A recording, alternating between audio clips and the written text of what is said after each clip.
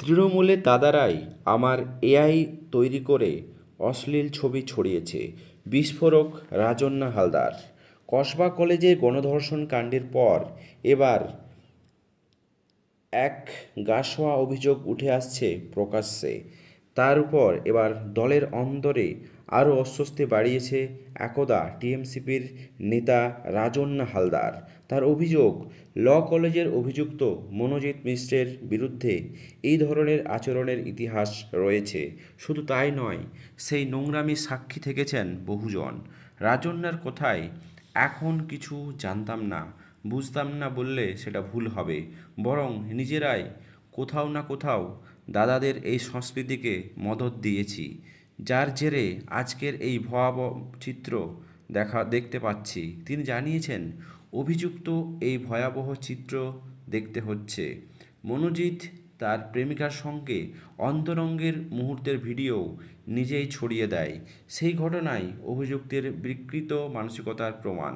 ব্যক্তিগতভাবে মনোজিতের সঙ্গে রাজন্যার খুব একটা ঘনিষ্ঠতা না থাকলেও তিনি রাজনৈতিক এবং সাংস্কৃতিক মঞ্চে মুখ চেনা সম্পর্ক ছিল। প্রান্তিকের রাজন্যার স্বামীর সূত্রের একাধিকবার দেখা সাক্ষাৎ তাদের হয়েছে। প্রাক্তন এই টিএমসি নেত্রী প্রশ্ন তুলেছেন, আমি যদি টুকরো টুকরোভাবে এত কিছু জানতে পারি, যারা বহু বছর ধরে সংগঠনের শীর্ষে রয়েছে তারা জানতো না? তার মতে, এক ধরনের দাদা সংস্কৃতি গড়ে উঠেছে, সেখানে কিছু পুরুষ নেতার প্রভাব এতটাই বেশি, তারা মেয়েদের সম্মান নিয়ে খেলতে দ্বিধা করে না। রাজন্যার দাবি, এই দাদারা পদ পাইয়ে দেওয়ার লোভ দেখিয়ে মেয়েদের উপর আধিপত্য বিস্তার করে, যা অবিলম্বে বন্ধ হওয়া উচিত। তার কথায়, এই আধিপত্যবাদী মানসিকতার অবসান হওয়া উচিত। এখন যদি না হয় তাহলে আর কবে? রাজন্যা আরও বড় অভিযোগ, তার একটি এআই দিয়ে তৈরি করা অশ্লীল ছবি তৃণমূলের দাদাদের একাংশ জুনিয়রদের ফোনে ছড়িয়েছে। এই প্রসঙ্গে রাজন্যা স্পষ্ট জানিয়েছেন, এই দাদাদের কোনো দল হতে পারে না, তবুও বলছি ওরা তৃণমূলের নাম ভাঙিয়ে এসব করছে।